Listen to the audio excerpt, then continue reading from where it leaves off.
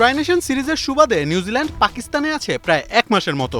পাকিস্তানের কন্ডিশন কিংবা পিচের রহস্য সবই জেনে গেছে ব্ল্যাক ক্যাপস, কিন্তু তারপরও বাংলাদেশকে ভয় পাচ্ছেন কাপ্তান মিচেল স্যান্টনার।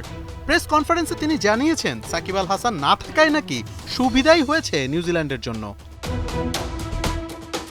বাংলাদেশ ভালো দল এবং যে কোনো দিন যে কোনো দলকে নাকি হারিয়ে দিতে পারে, এমনটাই মনে করছেন নিউজিল্যান্ডের ক্যাপ্টেন তাহিদ হৃদয় এবং জাকির আলী অনেক। ভারতের বিপক্ষে যে লড়াকু পারফর্ম করেছেন তা নিয়ে বেশ চিন্তিত স্যান্টনার।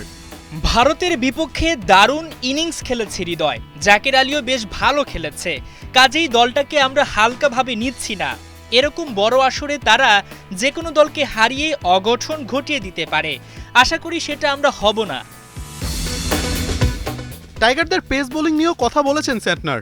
নাহিদ রানার গতি কাপ্তানের কপালে চিন্তার ভাঁজ ফেলেছে। এছাড়া মোস্তাফিজও নাকি ভয়ানক হয়ে উঠতে পারেন রাওয়ালপিন্ডিতে।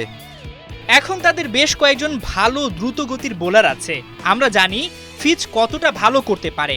রানার মতো গতিময় বোলারও এসেছে দলে। দেশে ও দেশের বাইরে দলটার বিপক্ষে আমরা অনেক ম্যাচ খেলেছি, কাজেই আমরা তাদের ভালোই জানি। চ্যাম্পিয়ন্স ট্রফিতে টাইগার স্কোয়াডে নেই সাকিব আল হাসান। এই অলরাউন্ডারের গুরুত্বটা ঠিকই বুঝতে পারছে কিউইরা। এছাড়া ইনজুরি থেকে ফেরা মাহমুদুল্লাহ রিয়াদকে নিয়েও পড়াশোনা করছে ব্ল্যাক ক্যাপস। আমরা দেখেছি লম্বা সময় ধরে সাকিব কতটা ভালো খেলেছে, সে প্রমাণ করেছে যে সব কন্ডিশনে পারফর্ম করতে পারে।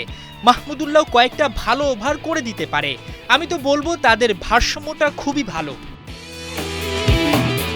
পিন্ডিতে ডে নাইট ম্যাচ, উইকেটের আচরণও হবে তাই ভিন্ন, কিন্তু প্রচুর রান হবে তা স্যান্টনার নিজেও জানেন।